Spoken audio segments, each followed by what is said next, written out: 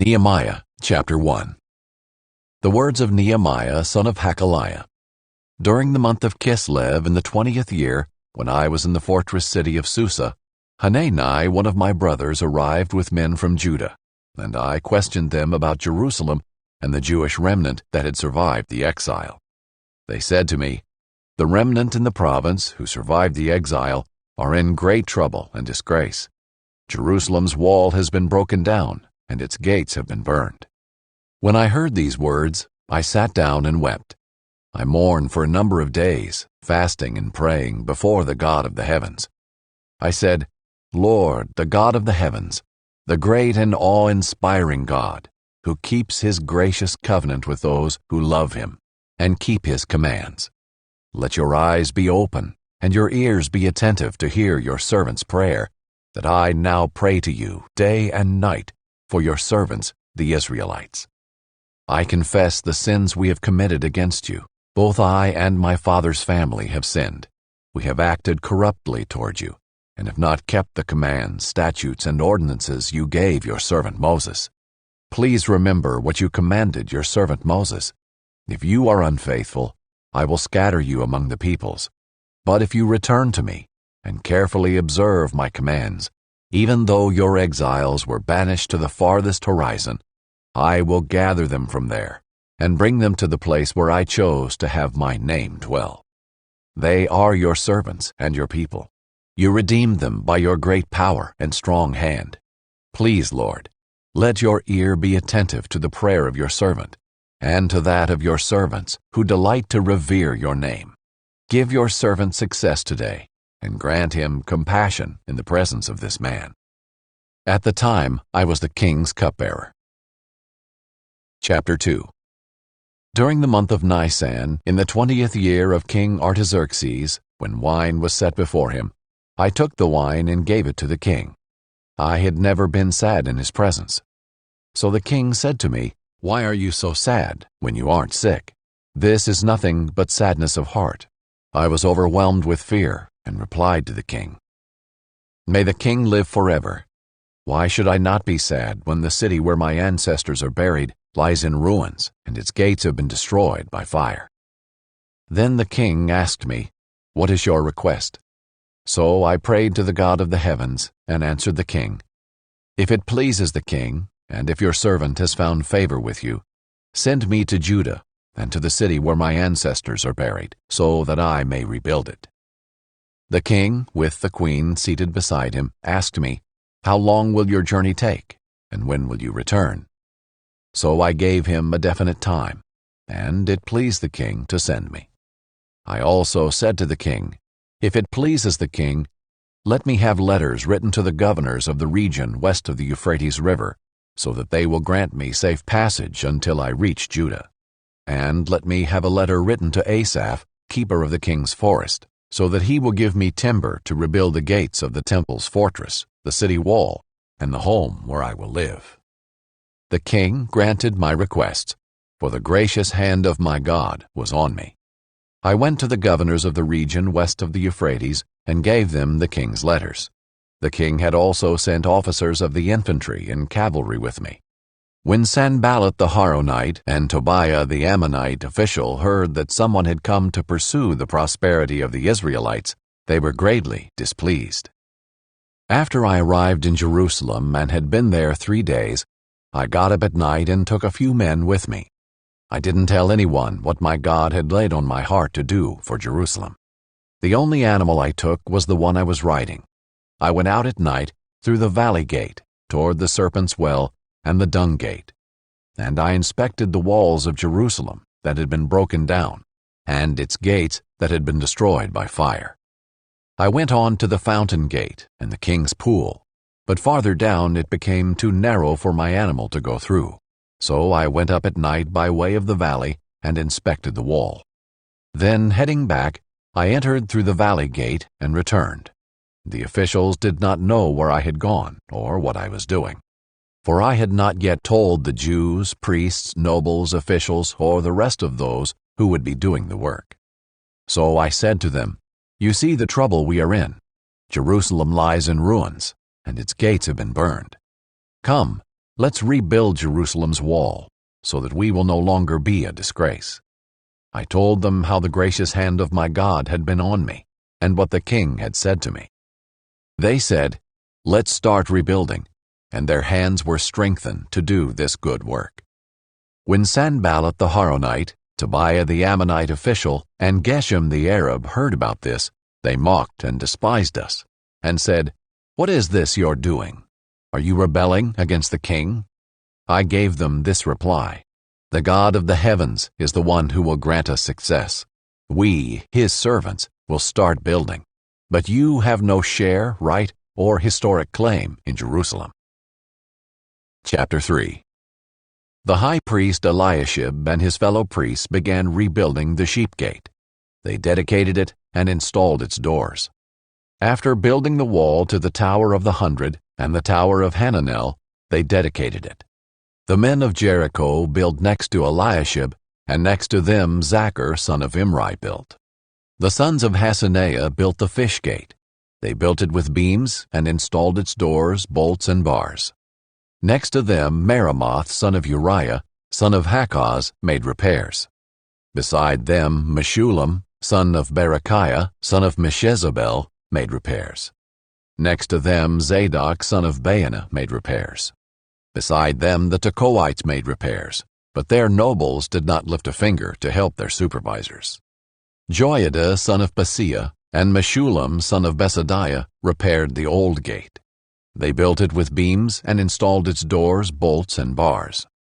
Next to them the repairs were done by Melatiah the Gibeonite, Jadon the Meronothite, and the men of Gibeon and Mizpah, who were under the authority of the governor of the region west of the Euphrates River.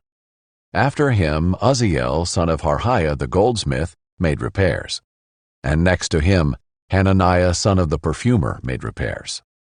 They restored Jerusalem as far as the broad wall. Next to them Rephaiah son of Hur, ruler of half the district of Jerusalem, made repairs. After them Jediah son of Harumaph made repairs across from his house. Next to him Haddish the son of Hashabniah made repairs. Malchijah son of Harim and Hashab son of Pahath-Moab made repairs to another section, as well as to the Tower of the Ovens. Beside him Shallum son of Halohesh, ruler of half the district of Jerusalem, made repairs, he and his daughters. Hanan and the inhabitants of Zanoah repaired the valley gate. They rebuilt it and installed its doors, bolts, and bars, and repaired 500 yards of the wall to the dung gate. Malchijah son of Rechab, ruler of the district of Beth-Haccherem, repaired the dung gate. He rebuilt it and installed its doors, bolts, and bars. Shallun son of Colhose, ruler of the district of Mizpah, repaired the fountain gate. He rebuilt it and roofed it. Then he installed its doors, bolts, and bars. He also made repairs to the wall of the pool of Shelah, near the king's garden, as far as the stairs that descend from the city of David. After him Nehemiah son of Azbuk, ruler of half the district of Bethzur, made repairs up to a point opposite the tombs of David, as far as the artificial pool and the house of the warriors.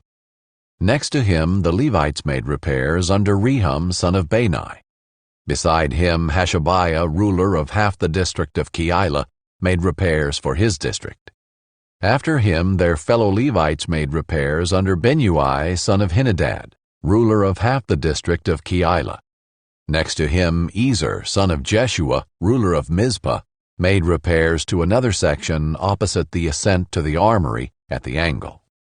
After him Baruch son of Zabbai diligently repaired another section, from the angle to the door of the house of the high priest Eliashib. Beside him Meremoth son of Uriah, son of Hakkoz, made repairs to another section, from the door of Eliashib's house to the end of his house. And next to him the priest from the surrounding area made repairs. After them Benjamin and Hashab made repairs opposite their house. Beside them Azariah son of Maaseiah, son of Ananiah, made repairs beside his house. After him Benui son of Henadad made repairs to another section, from the house of Azariah to the angle and the corner. Palal son of Uzai made repairs opposite the angle and tower that juts out from the king's upper palace, by the courtyard of the guard. Beside him, Pedaiah son of Parosh and the temple servants living on Ophel made repairs opposite the water gate toward the east and the tower that juts out.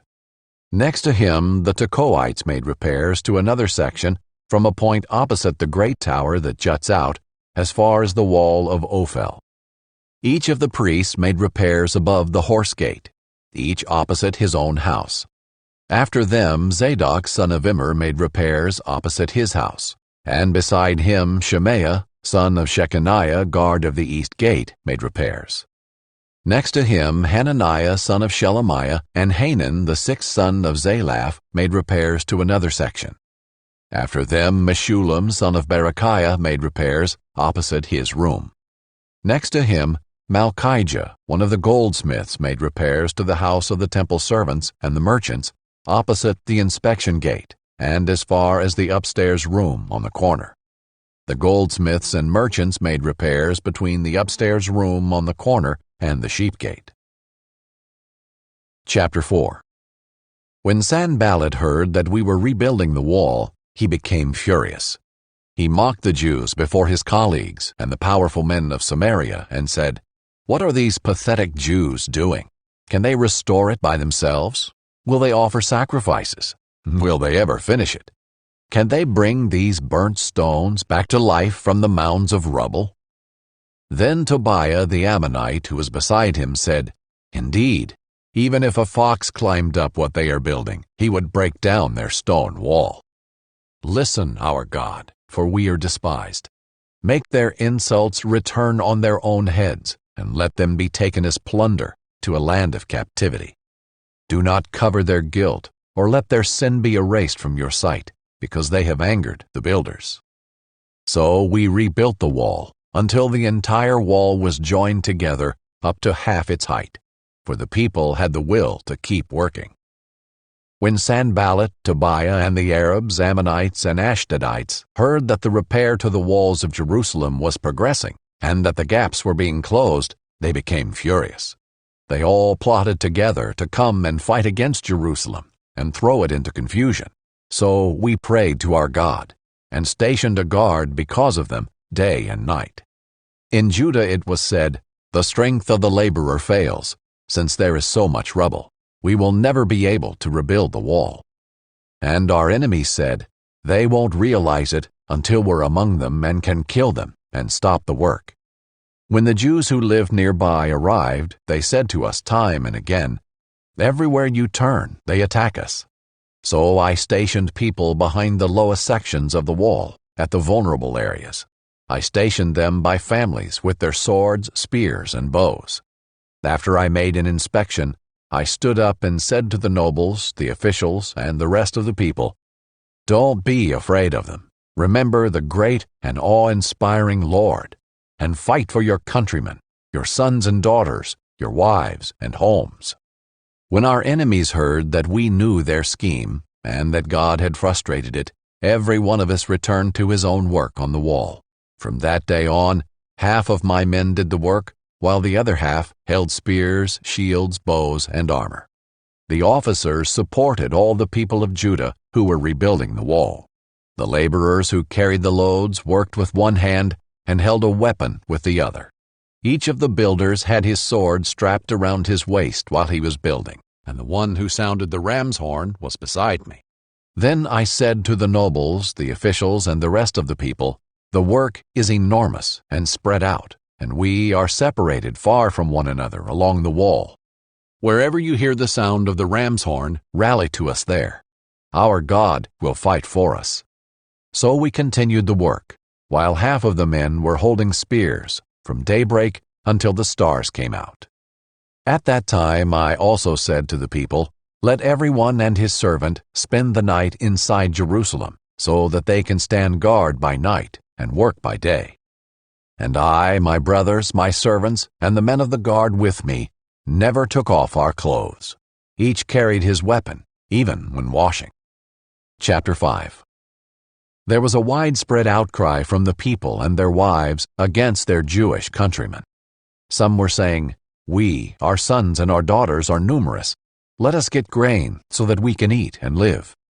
Others were saying, "We are mortgaging our fields, vineyards, and homes to get grain during the famine." Still others were saying, "We have borrowed money to pay the king's tax on our fields and vineyards. We and our children are just like our countrymen and their children, yet we are subjecting our sons and daughters to slavery. Some of our daughters are already enslaved, but we are powerless because our fields and vineyards belong to others." I became extremely angry when I heard their outcry and these complaints. After seriously considering the matter, I accused the nobles and officials, saying to them, "Each of you is charging his countrymen interest." So I called a large assembly against them and said, "We have done our best to buy back our Jewish countrymen who were sold to foreigners. But now you sell your own countrymen, and we have to buy them back." They remained silent and could not say a word. Then I said, "What you are doing isn't right. Shouldn't you walk in the fear of our God and not invite the reproach of our foreign enemies? Even I, as well as my brothers and my servants, have been lending them money and grain. Please, let's stop charging this interest. Return their fields, vineyards, olive groves, and houses to them immediately, along with the percentage of the money, grain, new wine, and fresh oil that you have been assessing them." They responded, "We will return these things and require nothing more from them. We will do as you say." So I summoned the priests and made everyone take an oath to do this. I also shook the folds of my robe and said, "May God likewise shake from his house and property everyone who doesn't keep this promise. May he be shaken out and have nothing." The whole assembly said, "Amen," and they praised the Lord. Then the people did as they had promised. Furthermore, from the day King Artaxerxes appointed me to be their governor in the land of Judah, from the 20th year until his 32nd year, 12 years, I and my associates never ate from the food allotted to the governor. The governors who preceded me had heavily burdened the people, taking from them food and wine, as well as a pound of silver. Their subordinates also oppressed the people. But because of the fear of God, I didn't do this. Instead, I devoted myself to the construction of this wall, and all my subordinates were gathered there for the work. We didn't buy any land. There were 150 Jews and officials, as well as guests from the surrounding nations at my table. Each day, 1 ox, 6 choice sheep, and some fowl were prepared for me. An abundance of all kinds of wine was provided every 10 days. But I didn't demand the food allotted to the governor, because the burden on the people was so heavy. Remember me favorably, my God, for all that I have done for this people. Chapter 6. When Sanballat, Tobiah, Geshem the Arab, and the rest of our enemies heard that I had rebuilt the wall and that no gap was left in it, though at that time I had not installed the doors in the city gates, Sanballat and Geshem sent me a message. "Come, let's meet together in the villages of the Ono Valley." They were planning to harm me. So I sent messengers to them, saying, "I am doing important work and cannot come down. Why should the work cease while I leave it and go down to you?" 4 times they sent me the same proposal, and I gave them the same reply. Sanballat sent me this same message a 5th time by his aide, who had an open letter in his hand. In it was written, "It is reported among the nations, and Geshem agrees, that you and the Jews plan to rebel. This is the reason you are rebuilding the wall. According to these reports, you are to become their king, and have even set up the prophets in Jerusalem to proclaim on your behalf, 'There is a king in Judah.' These rumors will be heard by the king. So come, let's confer together." Then I replied to him, "There is nothing to these rumors you are spreading. You are inventing them in your own mind, for they were all trying to intimidate us, saying, 'They will drop their hands from the work, and it will never be finished.' But now, my God, strengthen my hands." I went to the house of Shemaiah, son of Delaiah, son of Mehetabel, who was restricted to his house. He said, "Let's meet at the house of God, inside the temple. Let's shut the temple doors, because they are coming to kill you. They're coming to kill you tonight." But I said, Should a man like me run away? How can someone like me enter the temple and live? I will not go." I realized that God had not sent him because of the prophecy he spoke against me. Tobiah and Sanballat had hired him. He was hired so that I would be intimidated, do as he suggested, sin, and get a bad reputation in order that they could discredit me. My God, remember Tobiah and Sanballat for what they have done, and also the prophetess Noadiah and the other prophets who wanted to intimidate me. The wall was completed in 52 days, on the 25th day of the month Elul. When all our enemies heard this, all the surrounding nations were intimidated and lost their confidence, for they realized that this task had been accomplished by our God. During those days, the nobles of Judah sent many letters to Tobiah, and Tobiah's letters came to them. For many in Judah were bound by oath to him, since he was a son-in-law of Shechaniah, son of Arah, and his son Jehohanan had married the daughter of Meshullam, son of Berechiah. These nobles kept mentioning Tobiah's good deeds to me, and they reported my words to him. And Tobiah sent letters to intimidate me. Chapter 7. When the wall had been rebuilt, and I had the doors installed, the gatekeepers, singers, and Levites were appointed. Then I put my brother Hanani in charge of Jerusalem, along with Hananiah, commander of the fortress, because he was a faithful man who feared God more than most. I said to them, "Do not open the gates of Jerusalem until the sun is hot, and let the doors be shut and securely fastened while the guards are on duty. Station the citizens of Jerusalem as guards, some at their posts and some at their homes." The city was large and spacious, but there were few people in it, and no houses had been built yet. Then my God put it into my mind to assemble the nobles, the officials, and the people to be registered by genealogy. I found the genealogical record of those who came back first, and I found the following written in it. These are the people of the province who went up among the captive exiles deported by King Nebuchadnezzar of Babylon. Each of them returned to Jerusalem and Judah, to his own town. They came with Zerubbabel, Jeshua, Nehemiah, Azariah, Rehemiah, Nehemiah, Mordecai, Bilshan, Mispereth, Bigvai, Nehum, and Baanah. The number of the Israelite men included Parosh's descendants, 2,172. Shephatiah's descendants, 372. Arah's descendants, 652. Pahath Moab's descendants, Jeshua's and Joab's descendants, 2,818. Elam's descendants, 1,254. Zadu's descendants, 845. Zakkai's descendants, 760. Binui's descendants, 648. Bebi's descendants, 628. Asgad's descendants, 2,322. Adonikam's descendants, 667. Bigvai's descendants, 2,067. Adon's descendants, 655. Ater's descendants, of Hezekiah, 98.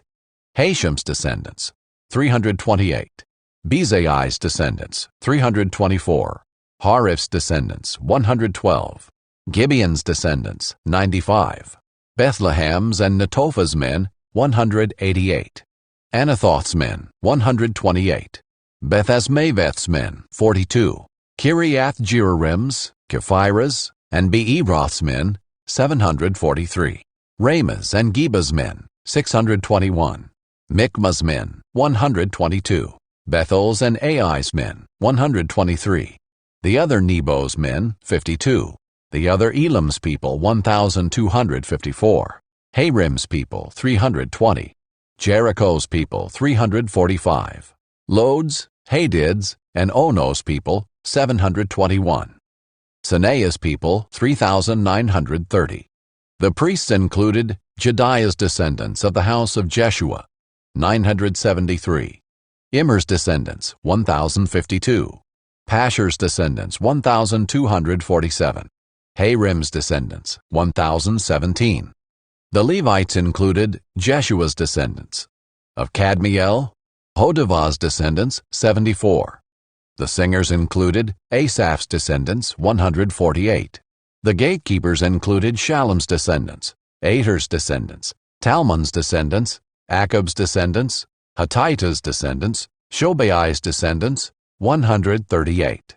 The temple servants included Zihah's descendants, Hasupha's descendants, Tabaoth's descendants, Kirah's descendants, Saiah's descendants, Padon's descendants, Libana's descendants, Hagabah's descendants, Shalmai's descendants, Hanan's descendants, Giddal's descendants, Gahar's descendants, Reaiah's descendants, Rezon's descendants, Nekoda's descendants, Gazam's descendants, Uzzah's descendants, Paseah's descendants, Besai's descendants, Menunem's descendants, Nephishesim's descendants, Bakbuk's descendants, Hakupha's descendants, Harhur's descendants, Baslith's descendants, Mehida's descendants, Harsha's descendants, Barkah's descendants, Sisera's descendants, Temah's descendants, Neziah's descendants, Hatipha's descendants.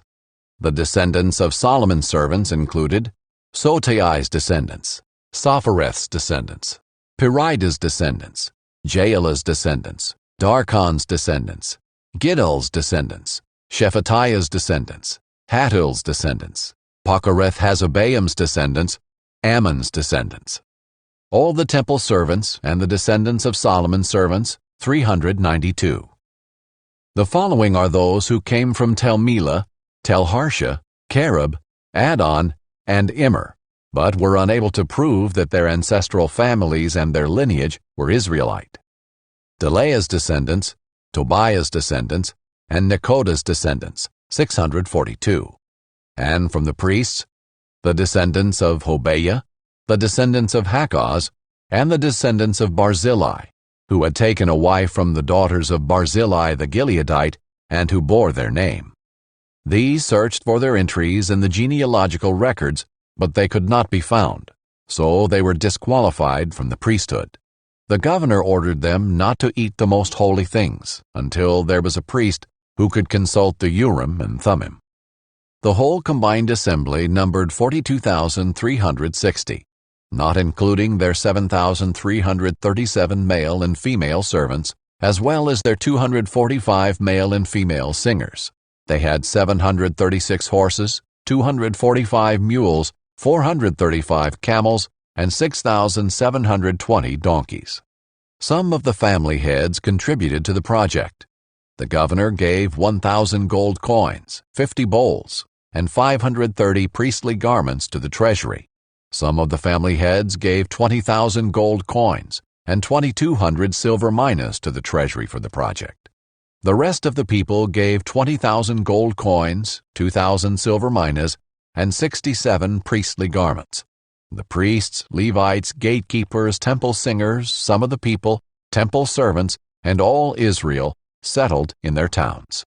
When the 7th month came and the Israelites had settled in their towns. Chapter 8. All the people gathered together at the square in front of the water gate. They asked the scribe Ezra to bring the book of the law of Moses that the Lord had given Israel. On the first day of the 7th month, the priest Ezra brought the law before the assembly of men, women, and all who could listen with understanding. While he was facing the square in front of the water gate, he read out of it from daybreak until noon, before the men, the women, and those who could understand. All the people listened attentively to the book of the law. The scribe Ezra stood on a high wooden platform made for this purpose.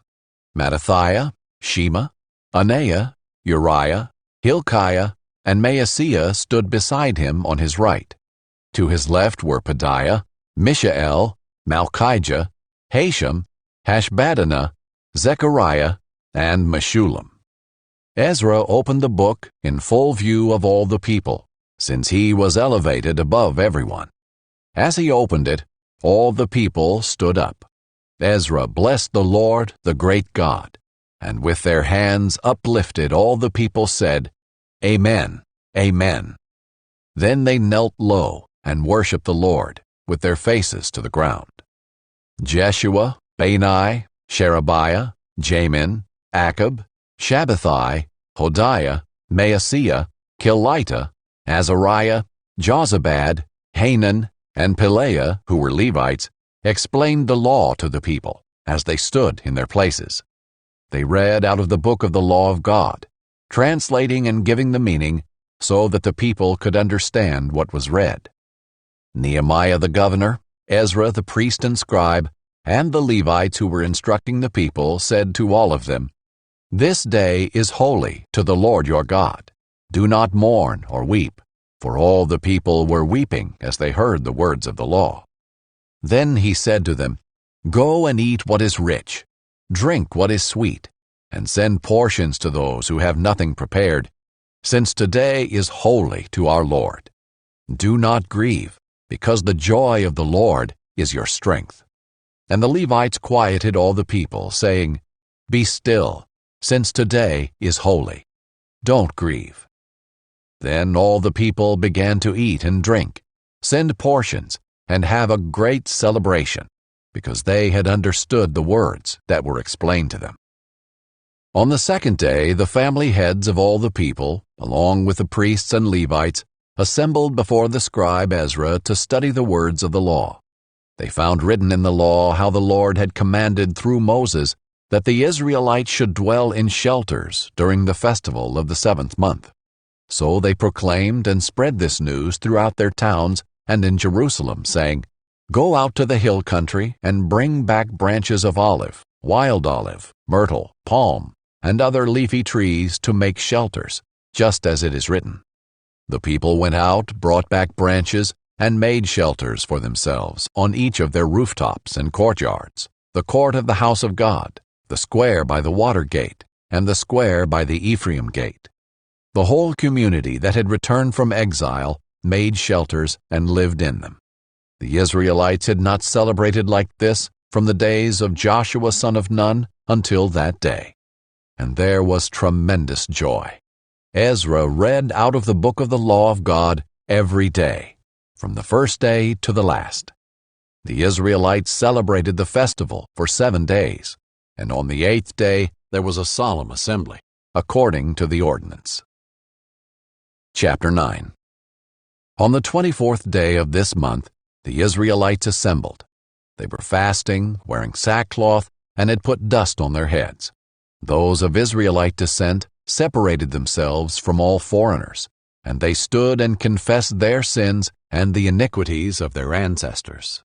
While they stood in their places, they read from the book of the law of the Lord their God for a fourth of the day, and spent another fourth of the day in confession and worship of the Lord their God. Jeshua, Bani, Kadmiel, Shebaniah, Bunni, Sherebiah, Bani, and Canaani stood on the raised platform built for the Levites and cried out loudly to the Lord their God. Then the Levites, Jeshua, Kadmiel, Bani, Hashabniah, Sherebiah, Hodiah, Shebaniah, and Pethahiah said, "Stand up. Blessed be the Lord your God, from everlasting to everlasting. Blessed be your glorious name, and may it be exalted above all blessing and praise. You, Lord, are the only God. You created the heavens, the highest heavens with all their stars, the earth and all that is on it, the seas and all that is in them. You give life to all of them, and all the stars of heaven worship you. You, the Lord, are the God who chose Abram and brought him out of Ur of the Chaldeans and changed his name to Abraham. You found his heart faithful in your sight and made a covenant with him to give the land of the Canaanites, Hethites, Amorites, Perizzites, Jebusites, and Girgashites, to give it to his descendants. You have fulfilled your promise, for you are righteous. You saw the oppression of our ancestors in Egypt and heard their cry at the Red Sea. You performed signs and wonders against Pharaoh, all his officials, and all the people of his land. For you knew how arrogantly they treated our ancestors. You made a name for yourself that endures to this day. You divided the sea before them, and they crossed through it on dry ground. You hurled their pursuers into the depths like a stone into raging water. You led them with a pillar of cloud by day, and with a pillar of fire by night to illuminate the way they should go. You came down on Mount Sinai and spoke to them from heaven. You gave them impartial ordinances, reliable instructions, and good statutes and commands. You revealed your holy Sabbath to them, and gave them commands, statutes, and instruction through your servant Moses. You provided bread from heaven for their hunger. You brought them water from the rock for their thirst. You told them to go in and possess the land you had sworn to give them. But our ancestors acted arrogantly. They became stiff-necked and did not listen to your commands. They refused to listen and did not remember your wonders you performed among them. They became stiff-necked and appointed a leader to return to their slavery in Egypt. But you are a forgiving God, gracious and compassionate, slow to anger and abounding in faithful love. And you did not abandon them, even after they had cast an image of a calf for themselves and said, "This is your God who brought you out of Egypt." And they had committed terrible blasphemies. You did not abandon them in the wilderness because of your great compassion. During the day, the pillar of cloud never turned away from them, guiding them on their journey. And during the night, the pillar of fire illuminated the way they should go. You sent your good spirit to instruct them. You did not withhold your manna from their mouths, and you gave them water for their thirst. You provided for them in the wilderness 40 years, and they lacked nothing. Their clothes did not wear out, and their feet did not swell. You gave them kingdoms and peoples, and established boundaries for them. They took possession of the land of King Sihon of Heshbon, and of the land of King Og of Bashan. You multiplied their descendants like the stars of the sky, and brought them to the land you told their ancestors to go in and possess. So their descendants went in and possessed the land. You subdued the Canaanites who inhabited the land before them, and handed their kings and the surrounding peoples over to them, to do as they pleased with them. They captured fortified cities and fertile land, and took possession of well-supplied houses, cisterns cut out of rock, vineyards, olive groves, and fruit trees in abundance. They ate, were filled, became prosperous, and delighted in your great goodness. But they were disobedient and rebelled against you. They flung your law behind their backs and killed your prophets who warned them in order to turn them back to you. They committed terrible blasphemies. So you handed them over to their enemies who oppressed them. In their time of distress, they cried out to you, and you heard from heaven. In your abundant compassion, you gave them deliverers who rescued them from the power of their enemies. But as soon as they had relief, they again did what was evil in your sight. So you abandoned them to the power of their enemies who dominated them. When they cried out to you again, you heard from heaven and rescued them many times in your compassion. You warned them to turn back to your law, but they acted arrogantly and would not obey your commands.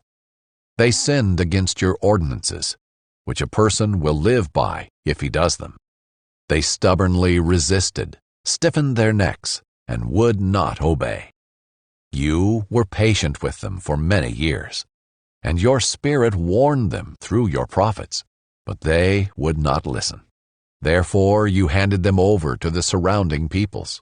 However, in your abundant compassion, you did not destroy them or abandon them, for you are a gracious and compassionate God.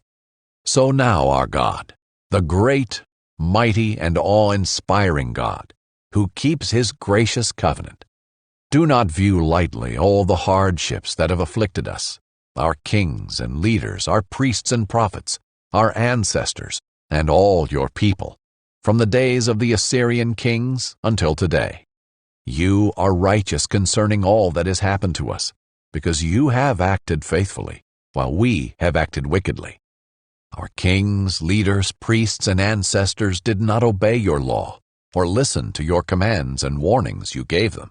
When they were in their kingdom, with your abundant goodness that you gave them, and in the spacious and fertile land you set before them, They would not serve you or turn from their wicked ways.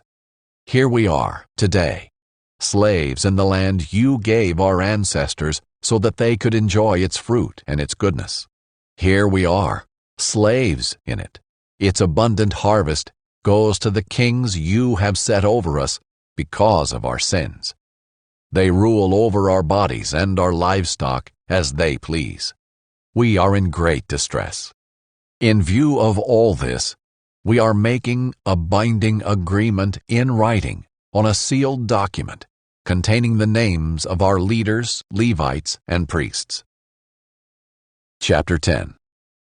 Those whose seals were on the document were the governor Nehemiah, son of Hakaliah, and Zedekiah, Sariah, Azariah, Jeremiah, Pashur, Amariah, Malchijah, Hattush, Shebaniah, Malach, Harim, Meremoth, Obadiah, Daniel, Ginnethon, Baruch, Meshulam, Abijah, Mijamin, Maaziah, Bilgai, and Shemaiah. These were the priests. The Levites were Jeshua, son of Azaniah, Binnui of the sons of Henadad, Kadmiel and their brothers Shebaniah, Hodiah, Kelita, Pelaiah, Hanan, Micah, Rehob, Hashabiah, Zachar, Sherebiah, Shebaniah, Hodiah, Bani, and Beninu.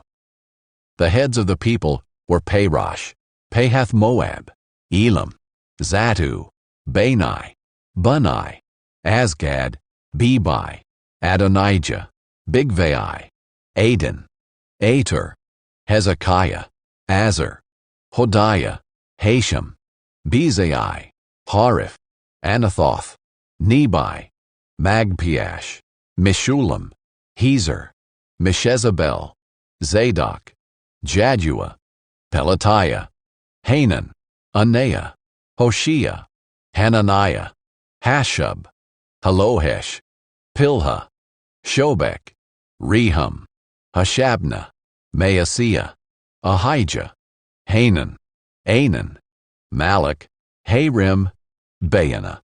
The rest of the people, the priests, Levites, gatekeepers, singers, and temple servants, along with their wives, sons, and daughters, everyone who is able to understand and who has separated themselves from the surrounding peoples to obey the law of God, join with their noble brothers and commit themselves with a sworn oath to follow the law of God given through God's servant Moses, and to obey carefully all the commands, ordinances, and statutes of the Lord, our Lord. We will not give our daughters in marriage to the surrounding peoples, and will not take their daughters as wives for our sons. When the surrounding peoples bring merchandise or any kind of grain to sell on the Sabbath day, we will not buy from them on the Sabbath or a holy day. We will also leave the land uncultivated in the 7th year, and will cancel every debt.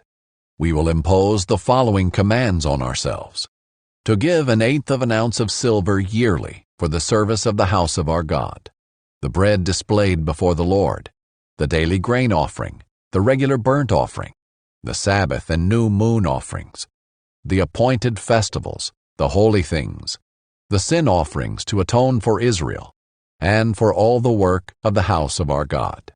We have cast lots among the priests, Levites, and people for the donation of wood by our ancestral families at the appointed times each year.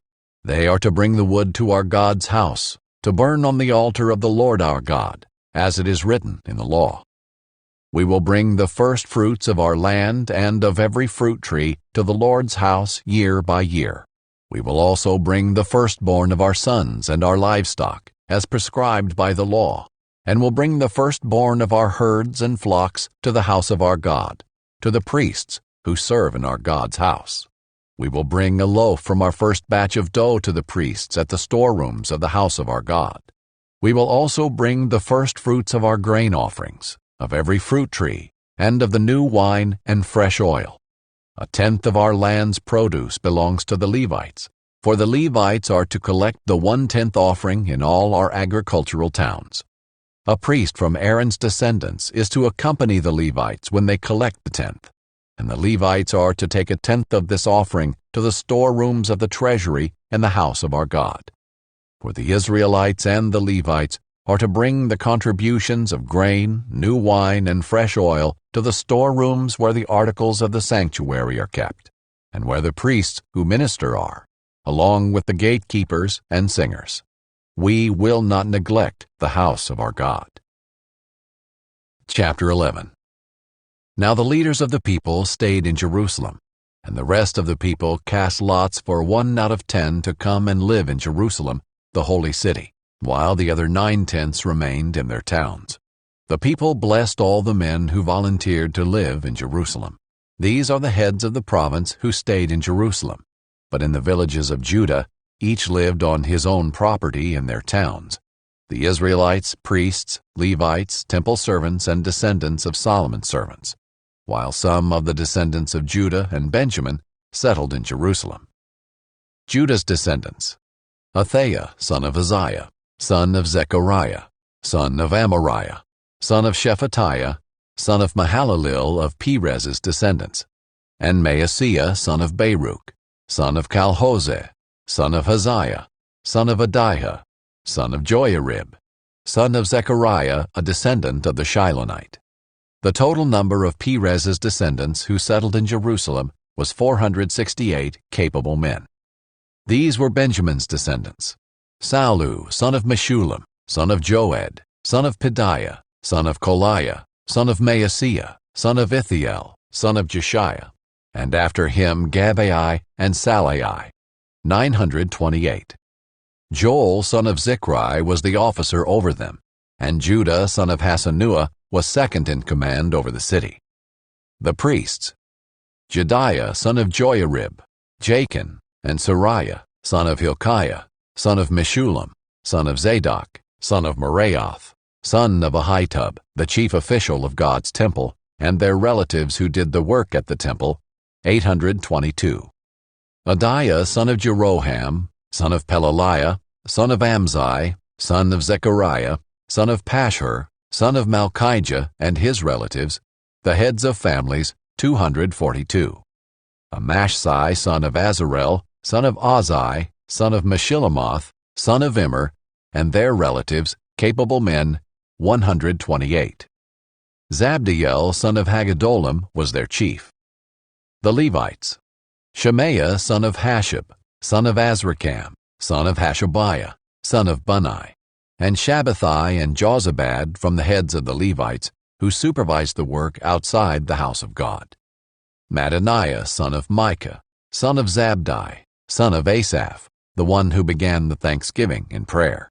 Bakbukiah, second among his relatives, and Abda, son of Shammua, son of Galal, son of Jeduthun. All the Levites in the holy city, 284. The gatekeepers: Akab, Talmon, and their relatives, who guarded the city gates, 172. The rest of Israel, the priests and the Levites, were in all the villages of Judah, each on his own inherited property. The temple servants lived on Ophel. Ziha and Gishpa supervised the temple servants. The leader of the Levites in Jerusalem was Uzzi, son of Bani, son of Hashabiah, son of Mattaniah, son of Micah, of the descendants of Asaph, who were singers for the service of God's house. There was, in fact, a command of the king regarding them, and an ordinance regulating the singers' daily tasks. Pethahiah, son of Meshezabel, of the descendants of Zerah, son of Judah, was the king's agent in every matter concerning the people. As for the farming settlements with their fields, some of Judah's descendants lived in Kiriath Arba and Dibon and their surrounding villages, and Jekabzeel and its settlements. In Jeshua, Moleda, Beth Pelet, Hazar Shual, and Beersheba and its surrounding villages. In Ziklag and Makona and its surrounding villages. In Rimmon, Zorah, Jarmuth, and Zonoah and Adullam with their settlements. In Lachish with its fields, and Azekah and its surrounding villages. So they settled from Beersheba to Hinnom Valley. Benjamin's descendants, from Geba, Michmash, Aijah, and Bethel and its surrounding villages. Anathoth, Nob, Ananiah, Hazar, Ramah, Gideam, Hadid, Zeboam, Neballat, Lod, and Ono in Craftsman's Valley. Some of the Judean divisions of Levites were in Benjamin. Chapter 12. These are the priests and Levites who went up with Zerubbabel son of Shealtiel and with Jeshua: Sariah, Jeremiah, Ezra, Amariah, Malach, Haddish, Shechaniah, Rehum, Meremoth, Iddo, Genethoi, Abijah, Mijamin, Maadiah, Bilgah, Shemaiah, Joiarib, Jediah, Sallu, Amok, Hilkiah, Jediah.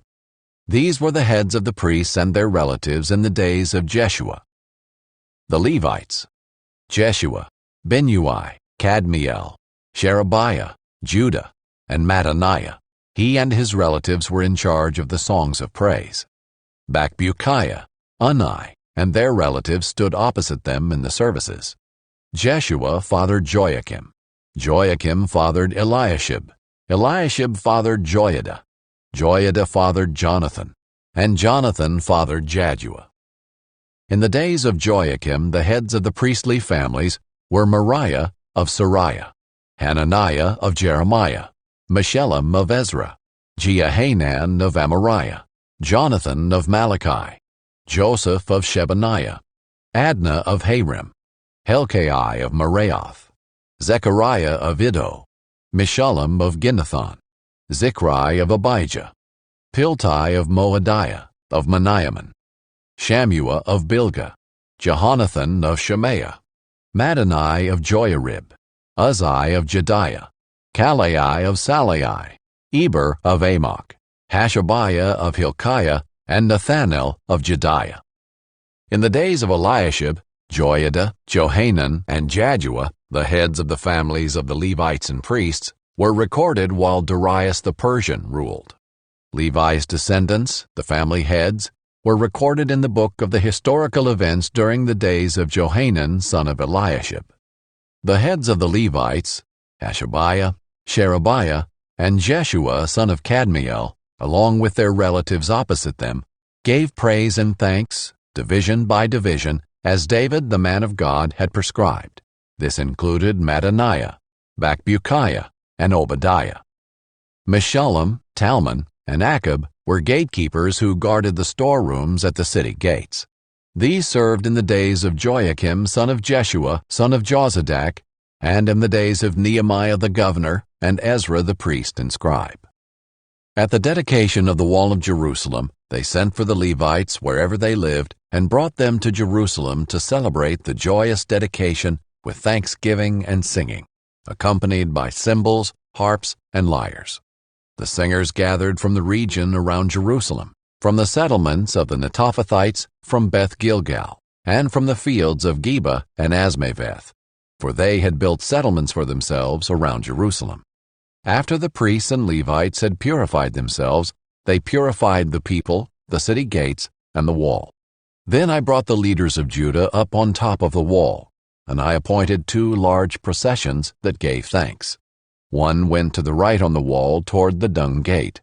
Hoshea and half the leaders of Judah followed, along with Azariah, Ezra, Meshullam, Judah, Benjamin, Shemaiah, Jeremiah, and some of the priests' sons with trumpets, and Zechariah son of Jonathan, son of Shemaiah, son of Mattaniah, son of Micaiah, son of Zachar, son of Asaph, followed as well as his relatives Shemaiah, Azarel, Milalai, Gilalai, Mai, Nethanel, Judah, and Hanani, with the musical instruments of David, the man of God. Ezra the scribe went in front of them. At the fountain gate they climbed the steps of the city of David on the ascent of the wall and went above the house of David to the water gate on the east. The second Thanksgiving procession went to the left, and I followed it with half the people along the top of the wall, past the Tower of the Ovens to the broad wall, above the Ephraim gate, and by the Old Gate, the Fish Gate, the Tower of Hananel, and the Tower of the 100 to the Sheep Gate. They stopped at the Gate of the Guard. The 2 Thanksgiving processions stood in the house of God. So did I and half of the officials accompanying me, as well as the priests. Eliakim, Maaseiah, Meniamin, Micaiah, Elioenai, Zechariah, and Hananiah with trumpets, and Maaseiah, Shemaiah, Eleazar, Azai, Jehohanan, Malchijah, Elam, and Ezer. Then the singers sang, with Jezrahiah as the leader. On that day they offered great sacrifices, and rejoiced because God had given them great joy. The women and children also celebrated, and Jerusalem's rejoicing was heard far away. On that same day men were placed in charge of the rooms that housed the supplies, contributions, first fruits, and tenths. The legally required portions for the priests and Levites were gathered from the village fields, because Judah was grateful to the priests and Levites who were serving. They performed the service of their God and the service of purification, along with the singers and gatekeepers, as David and his son Solomon had prescribed. For long ago, in the days of David and Asaph, they were heads of the singers and songs of praise and thanksgiving to God. So in the days of Zerubbabel and Nehemiah, all Israel contributed the daily portions for the singers and gatekeepers. They also set aside daily portions for the Levites, and the Levites set aside daily portions for Aaron's descendants. Chapter 13. At that time the book of Moses was read publicly to the people. The command was found written in it that no Ammonite or Moabite should ever enter the assembly of God, because they did not meet the Israelites with food and water. Instead, they hired Balaam against them to curse them. But our God turned the curse into a blessing. When they heard the law, they separated all those of mixed descent from Israel. Now before this, the priest Eliashib had been put in charge of the storerooms of the house of our God.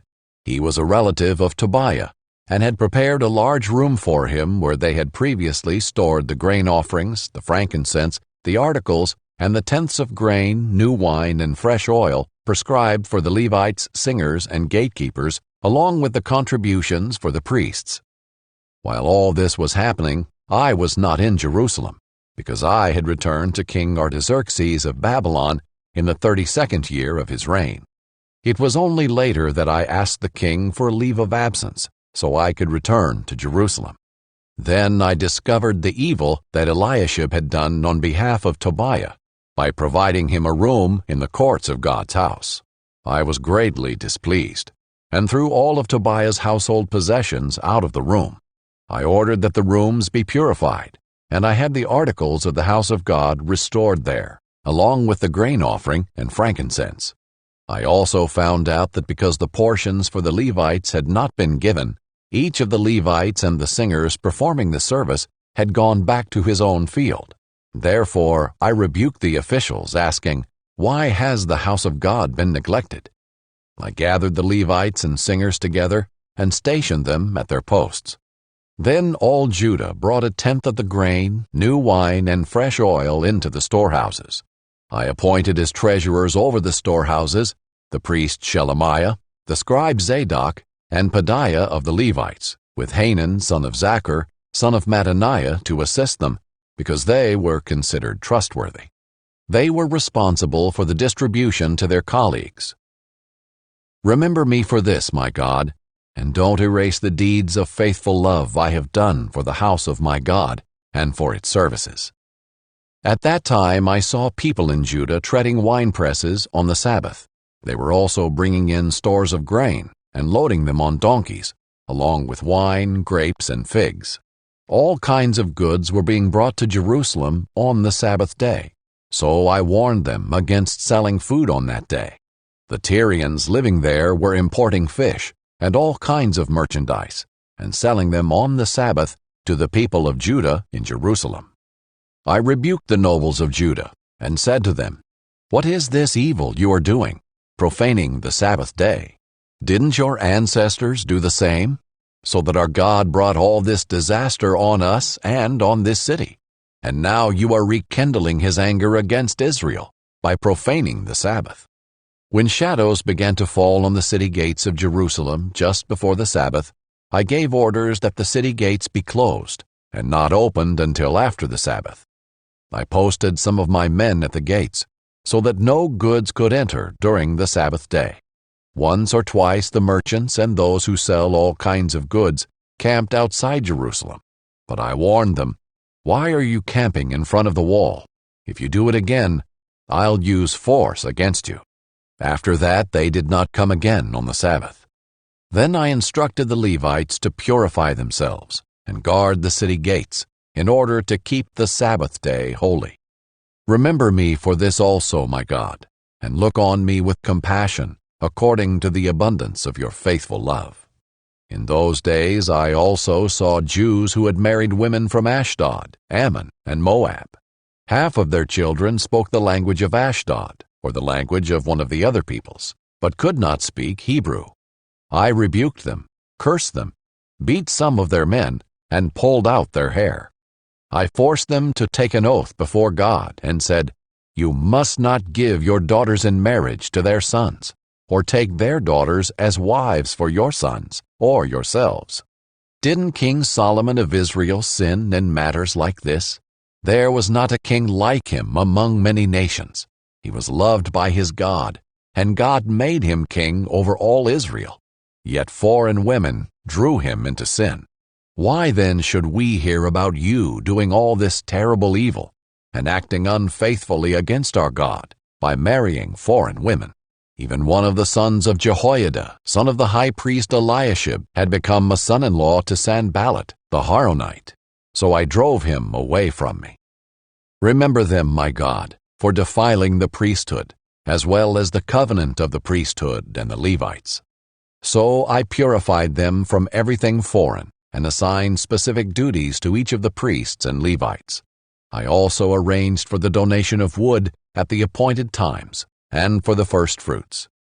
Remember me, my God, with favor.